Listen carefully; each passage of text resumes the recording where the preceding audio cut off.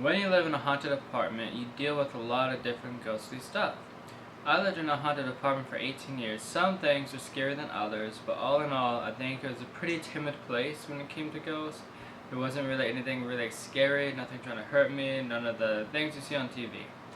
However, there is some stuff that was kind of weird.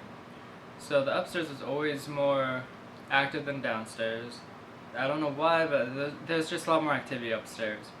And so, I guess at nighttime, you would notice things more often when you were upstairs. When you're downstairs, things happen, but just not as much. And like one of the things that happened was, it happened to me on two different occasions. The first time, it happened after living there for at least like 15 years. Because I lived there when I was a kid, and this was when I was like an adult, like early 20s. And so like what happened was, it was nighttime, I turned off the light in the hallway. I brushed my teeth and I was gonna go to bed. So on my way to my bedroom in the dark hallway, I stopped by my dad's room because his room was between the bathroom and my room. And I started talking to him. I can't remember what, but I was just talking. And I started hearing like little tiny footsteps on paper. And it made sense to me because we had a chihuahua. And we also had like a pad in case he had to go to the bathroom in the middle of the night. So I figured, hey, our chihuahua Jobin is probably just like walking on the little pad. It's just little tiny footsteps. It's on like paper-like material. It makes sense, Like I didn't bat an eye at it. So instinctively, I turned around. I was looking into the dark hallway, not being able to see anything because I didn't expect to see anything. And I was like, Jobin, come on, Jobin. And I was like calling him over, but he wasn't coming, which is really weird because he loved attention. And when you called him over, he'd be running to you, tail wagging, just excited. And my dad was like, what are you doing? And I was like, I heard little footsteps out there. Calling Jobin so I could put him in bed because Jobin slept with my dad. And Dad goes, Jobin's in bed. I'm petting him and like lifts up his blanket. And he was petting Jobin the whole time. Jobin was rested right here, like by my dad's chest. My dad was petting Jobin.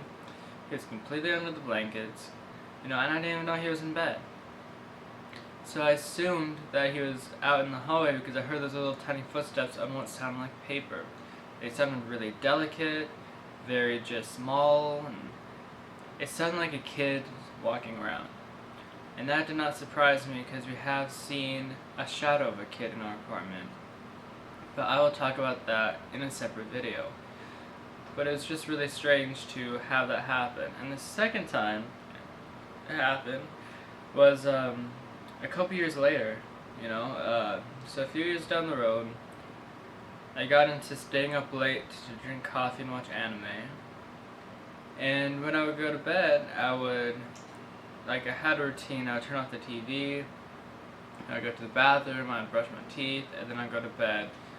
And so it was probably like 2, 3 in the morning. I went to the bathroom, I brushed my teeth, and I was going back to bed. And I guess I don't want my dog like towards my door because he had went to the bathroom like in my room before, and I just want to prevent that. I don't want him by my door at all. So I had like a baby gate kind of thing, like probably like a couple feet in front of my door. And I was stepping over the baby gate, and when I was halfway over, my foot almost touching the ground on the other side, I heard little footsteps again by the staircase. And it sounded like little tiny footsteps. And I assumed it was my dog. So I started calling like, Jobin, are you there? Come on, Jobin.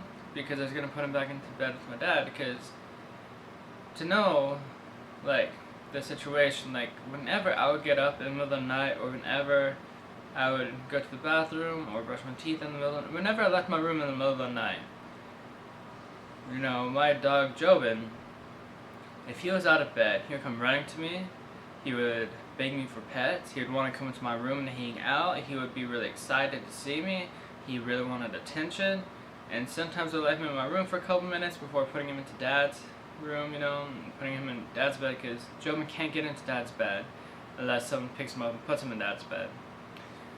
And so I, assuming it was Jobin, was trying to call Jobin over so I could put him in Dad's bed. But when he didn't come running to me, it was really strange because that's not what Jobin would do. If it was Jobin, I wouldn't even have to call him over. Sometimes he would scare me because like there was times where I was like going pee in the middle of the night and the door started creaking and I looked and it was Jobin like pushing open the door, you know, and like trying to beg me for pets as I'm going pee. Like as long as I'm up and as long as he hears me, he will beg me for attention. He would run to me. He will be there. You know, like I never had to call him at all. But I like called out to him and he didn't come and it was really unusual and I didn't hear him going down the stairs because normally when he went down the stairs, you know, since he had to kind of jump stair to stair, he had thud thud thud thud thud thud thud thud thud like all the way down. But I didn't hear that. And he wasn't upstairs, like where I was, and it's a small upstairs, you know, like it's a really small hallway. And so I knew it wasn't him. It had to be that ghost child again. You know, and I don't know if that ghost child like wanted me to hear the footsteps or if it was just walking and I just happened to hear them or how that worked. But I did hear little tiny footsteps twice in my apartment in the same area, a couple years apart. It only happened twice out of like 16 years that I was there. But that's not the only experience I've had with a ghost child there.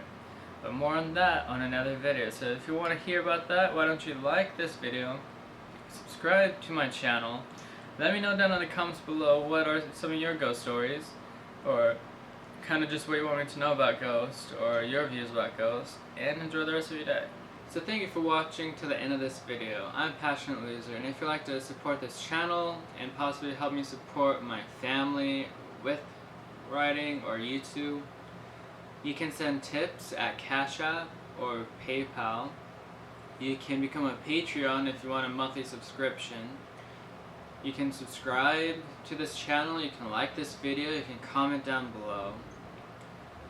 And if you want to get in contact with me, you can email me at passionateloser@gmail.com. And don't forget, follow me on Instagram and Facebook down below.